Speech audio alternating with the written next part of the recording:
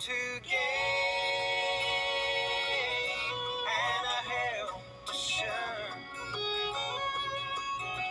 The way is still straight. There's a race to be run, and you can live as you please, but you must pay the cost. And the highway to heaven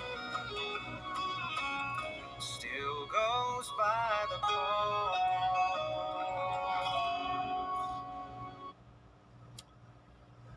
That was the Rochesters, and since I'm broadcasting in a flannel shirt, I thought maybe a little bit of gospel music, Southern gospel, would be appropriate. I was at a Passover Seder for the first day of Passover, and it's something that I dearly love to do whenever the opportunity offers itself. And Nancy and I were invited by some friends who have a Jewish background, and in other years there have been loads and loads of people there and children running about. And this year it was just the four of us, two couples, but we really had a meaningful time. And as I was thinking about Passover, I kind of looked up some of what the rabbis had to say about it, and they talked about the Passover lamb that was originally eaten as part of the Passover meal. You'll remember that the Passover is a commemoration of the deliverance that God wrought for Israel when they were slaves in Egypt. And the way that he delivered the Israelites was that he gave the command that each household should take a lamb and sacrifice it and sprinkle the blood on the top of the doorpost and on the lintels. And if you have any imagination as a Christian, you can almost see the foreshadowing there of the cross. We'll talk about that in a moment, but to stick with Egypt for the moment, the rabbis say that the lamb that was killed and then eaten by the Israelites was sacrificed in their place. And this, of course, is the reason that Jesus is later introduced by John the Baptist as the Lamb of God who takes away the sins of the world. The idea being that Jesus, like the Lamb of Passover, Jesus who indeed would be crucified right around the time of Passover, is our Passover lamb. The Apostle Paul says that explicitly in the New Testament. Christ, our Passover, i.e. our Passover lamb, is sacrificed for us. Therefore, let us keep the feast, not with the old leaven of malice and wickedness, but with the unleavened bread of sincerity and truth. And of course, the Apostle Paul is relating the Lord's Supper to the Passover meal, wherein there was not allowed to be any leaven. They only could eat matzah, the unleavened bread. And so in a similar fashion, we are to get rid of the leaven when we come to the Christian Passover table, the Lord's Supper. And the leaven there that the apostle is talking about is the leaven of sin, malice, strife. Well, we seem to have a bit of a difficulty accepting the idea of a Substitute.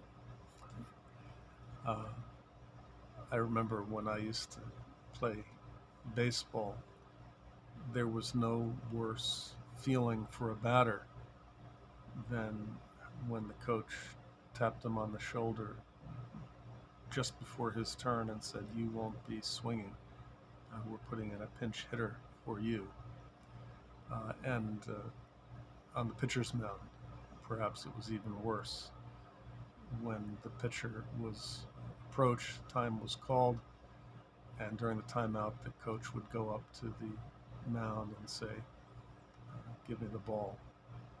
And with great reluctance and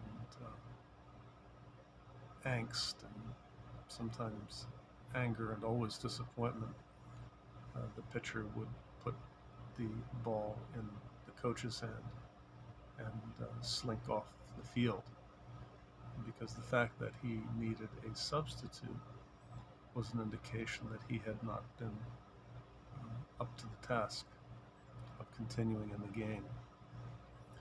And we have a similar situation when God offers us a substitute, someone to stand in our place, to make our situation right. But you see, the implication there is that we couldn't do it ourselves, that we were not up to the task, that we were not good enough. And that is the sticking point of the good news of salvation, is that to accept a lamb in our place, whether it's the lamb of the Passover or the lamb of the New Testament Passover, Jesus, in both cases, to admit that we need a lamb is to admit that we have fallen short ourselves and need a substitute. Someone has said this. It might have been D.A. Carson. I've lost the reference. This is not something that I came up with myself. But someone has said that the essence of sin is man substituting himself for God, while the essence of salvation is God substituting himself for man. And so if you think about that, it is very appropriate that we have a substitute to deliver us from our sin, because the nature of original sin was that our first father, Adam, felt himself equal to the task of standing in place of God, of rejecting God's instructions and making a decision of his own to live differently than what God had asked of him. The tree with the forbidden fruit is the image that is etched into our minds in that story. God had told them they might eat of the fruit of any of the trees in the garden, of which there were plenty, but of the tree in the center of the garden, the tree of the knowledge of good and evil, they were not to eat. And so Adam decided that he would replace God with himself. He would be God. He would decide what he would do and what he wouldn't do, what he would eat and what he wouldn't eat. And he indulged in the fruit of the tree of the knowledge of good and evil. And at that moment that he ate, both his eyes and his wife's eyes were opened to realize that they had nothing on. And the story continues on from there. But the important part of it that I'd like to remind you of is that right after God judges them, makes it clear that they've done wickedly,